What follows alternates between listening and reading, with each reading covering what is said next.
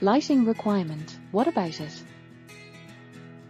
My name is Felicia Loo, and I am a registered SQF consultant who helps businesses with their SQF program requirements.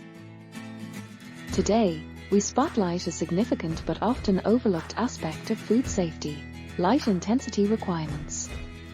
Light intensity in the context of SQF certification isn't just about illuminating your workspace. It ensures that all food safety practices can be executed accurately by providing adequate visibility. Proper lighting helps prevent contamination, facilitates detailed inspections, and ensures cleanliness and operational efficiency.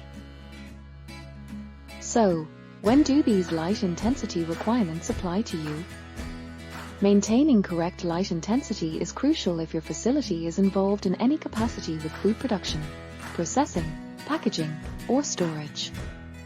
This standard applies across various zones, particularly those where tasks requiring close attention are performed.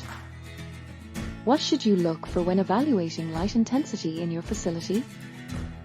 Key focus areas include ensuring work surfaces and inspection points are adequately lit. It's imperative to meet the lux levels specified by SQF for different operational zones.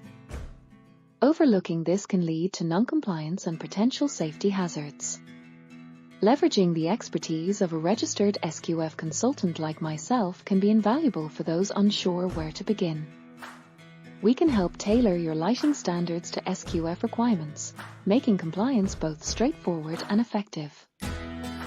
Ensure that every corner of your facility meets or exceeds industry standards to avoid any costly repercussions. Get ahead of compliance challenges and solidify your commitment to food safety by booking a strategy call. Connect with me, Felicia Loo, at 123-651-32488. Stay enlightened about SQF requirements and safeguard your operations. Subscribe to our channel for more expert tips, and feel free to share your experiences or questions in the comments.